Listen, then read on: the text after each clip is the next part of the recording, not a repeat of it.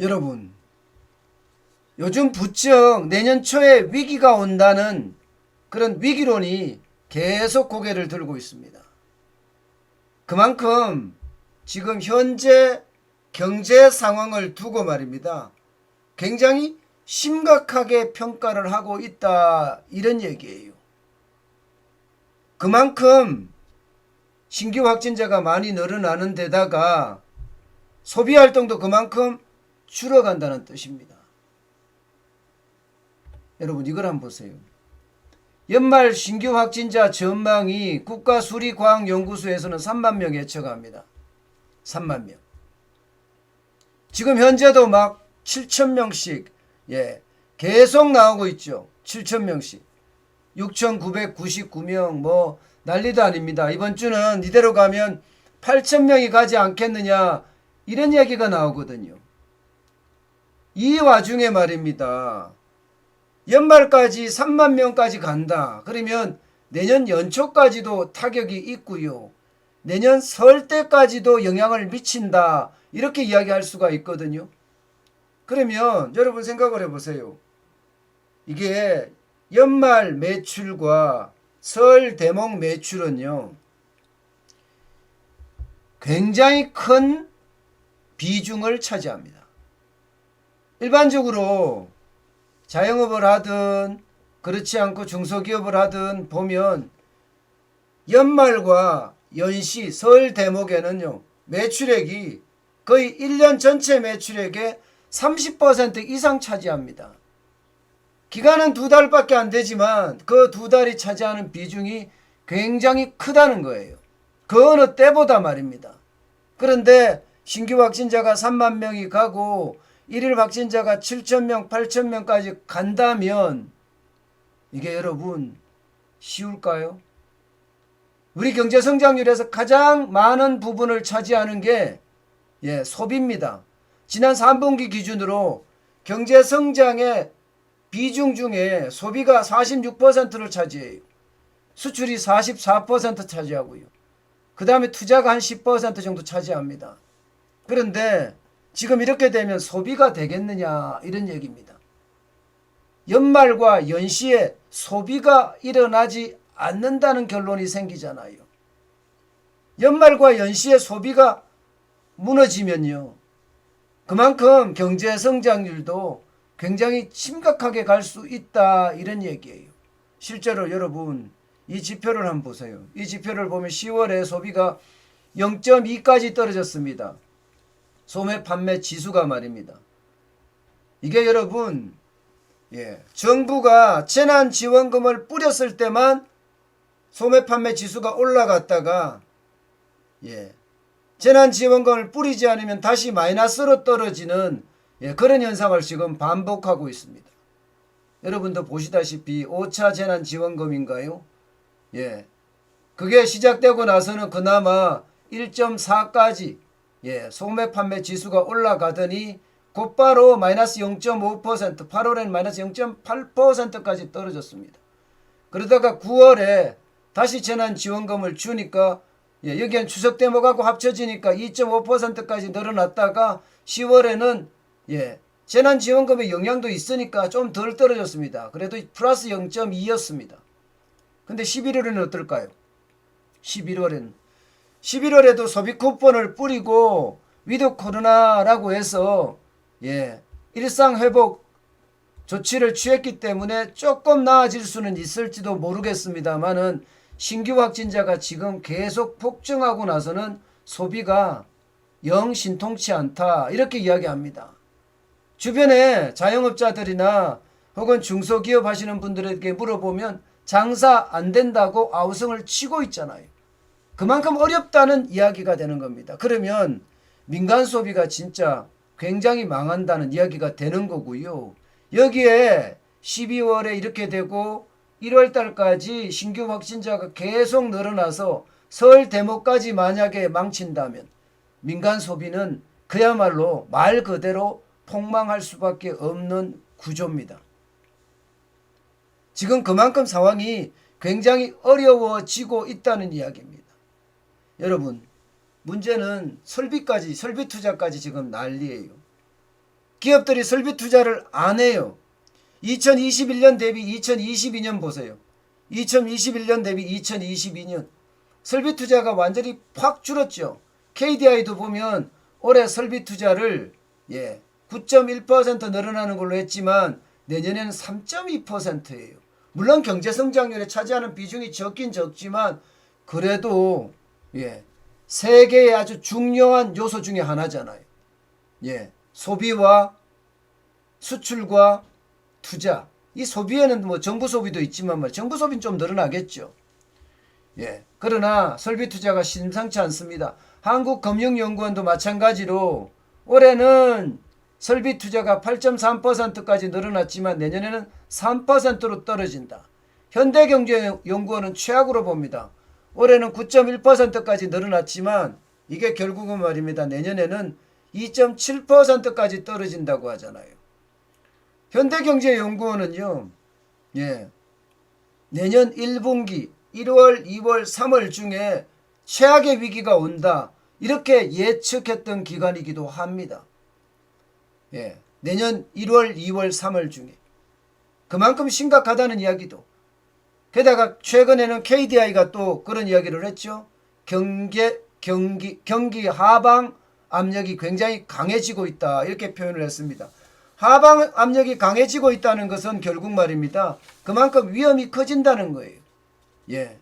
서비스 중심으로 경기가 위드 코로나를 하면서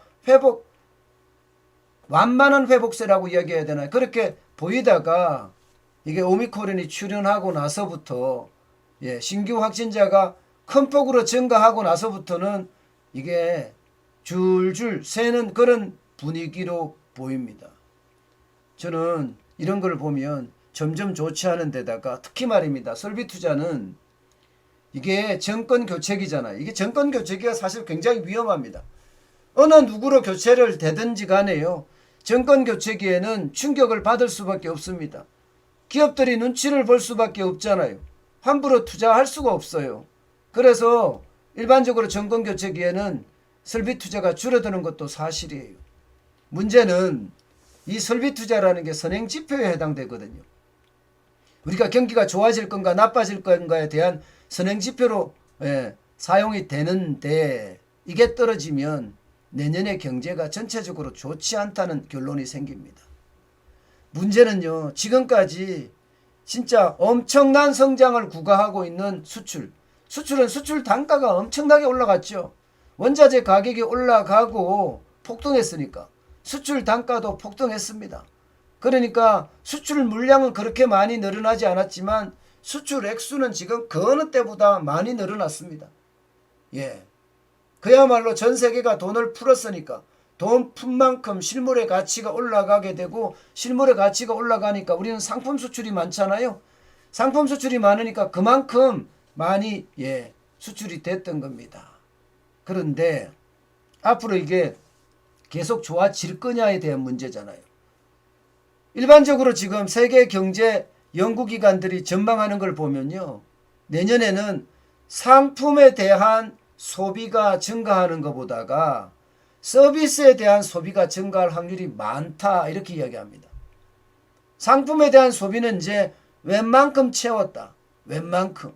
뭐 TV든 냉장고든 뭐 아니면 가스레인지든 세탁기든 웬만큼 채웠다. 근데 이건 내구연한이 계속 길잖아요. 그죠? 내구연한이 뭐 TV만 하더라도 세탁기만 하더라도 냉장고만 하더라도 10년 이상 쓰지 않나요? 그럼 앞으로 10년 동안 소비가 없다는 이야기가 됩니다. 10년 동안. 그렇게 되면 서비스로 이제 발전될 수밖에 없어요. 서비스로. 그러면 서비스로 쭉쭉 발전이 되면 수출은 그만큼 줄어들 수 있다는 것. 게다가 원자재 가격이 올라가기 때문에 이게 결국은 말하면 영업이익률이 좋겠느냐 이런 얘기까지 지금 계속 나오고 있어서 수출도 안심할 수 없는 상태다. 이렇게 경제 연구기관들은 지금 전망하고 있습니다. 그만큼 수출도 지금 안심할 수 없다는 거예요. 결국 말입니다, 여러분. 경제 성장률의 3대 지표라고 이야기할 수 있는 소비 중에서도 민간 소비가 굉장히 안 좋아지고 설비 투자가 제대로 일어나지 않으며 수출 또한 지금 나빠져 가는 그런 모양새다. 이렇게 이야기하니까 결국 말입니다. 이제는 진짜 심각한 상황이 오지 않겠느냐 하는 이야기를 하고 있습니다. 여러분 그런 지표도 나옵니다. 실제로. 경기 전망 자체가 내리막이잖아요. 선행지수 순환 변동치가 지금 4개월 연속 하락입니다. 7월에 102.6이었는데 10월에는 101.6이에요. 선행지수 순환 변동치라는 것은 앞으로 6개월 후에 경기가 어떻게 될 거냐를 나타내는 지표잖아요. 근데 6개월 후에 경기가 지금보다는 나쁘다는 얘기. 지금보다는 나쁘다. 게다가 4개월 연속 떨어졌다는 것은요. 지금 4개월 미래의 4개월 연속도 경기가 좋지 않다는 이야기. 여기에다가 동행지수 순환 변동치, 현재 경기를 나타내주는 지표 역시 2달 연속 떨어졌습니다. 2달 연속.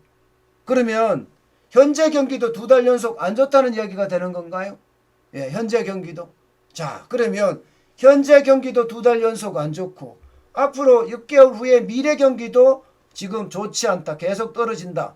4개월 연속 떨어져 왔다. 이 말은 동행지수 순환 변동치와 선행지수 순환 변동치가 동시에 2달 연속 떨어지고 있다는 거죠. 2달 연속 떨어지고 있다는 거잖아요. 결국 이렇게 되면 경기 자체가 점점 꼬꾸라진다는 이야기가 이제 현실로 다가오고 있습니다. 이렇게 됐을 때 과연 말입니다. 2020년 3월이죠. 작년 3월 같은 사태가 안 오겠느냐 이거예요. 작년 3월 같은 사태가. 전문가들의 이야기에 따르면요. 작년 3월 같은 사태는 언제든지 올 수 있다는 거예요. 지금처럼 신규 확진자가 폭증을 하고 위중증 환자가 늘어나고요. 사망자가 하루에 70명, 80명까지 이르는 상태에서 작년 상반기 같은 그런 사태가 안 오리라는 보장이 없다는 이야기입니다. 그만큼 말입니다. 지금 소비에 대한 위험성, 특히 12월, 1월은요. 연말 연시잖아요. 연말 연시기 때문에 그 타격의 어떤 강도가 다른 어떤 때보다 크다 이렇게 이야기합니다. 크다. 그래서 우리가 말입니다. 그 어느 때보다 작년에 가장 힘들 때가 2분기였는데 2분기가 마이너스 3.2%거든요. 지금 2021년 4분기와 2022년 1분기가 과연 괜찮을 건가? 작년과 같은 위기까지 같이 몰려온다면 우리 경제 전체에는 굉장히 심각한 영향을 주지 않겠느냐 하는 이야기가 일반적인 예측이고 전망입니다. 그만큼 말입니다. 우리 경제 지금 우리가 생각하는 것보다가 심각합니다. 앞서 백화점에도 손님이 많고 시장에도 손님이 많다고 이야기는 하지만 전반적으로요. 전체적으로는 손님이 없습니다. 당장 말입니다. 하루에 확진자가 이렇게 많이 나오면요. 7,000명, 8,000명 나오면 이들이 소비하는 것도 엄청납니다. 근데 이 소비마저도 줄어들어요. 게다가 수도권에서 일어나잖아요. 그래서 더 큰 충격이 올 수도 있다. 작년 상반기 같은 마이너스 1.3%가 1분기였고 마이너스 3.2%가 2분기였는데 이런 아주 극단적인 충격이 올까 그런 두려움이 점점 커지고 있는 상황이다. 이렇게 말씀드릴 수가 있습니다. 그만큼 말입니다. 우리는 위기에 대한 대응책 반드시 여러분 마련하셔야 되는 거 잊지 마십시오. 잊지 말아야 됩니다.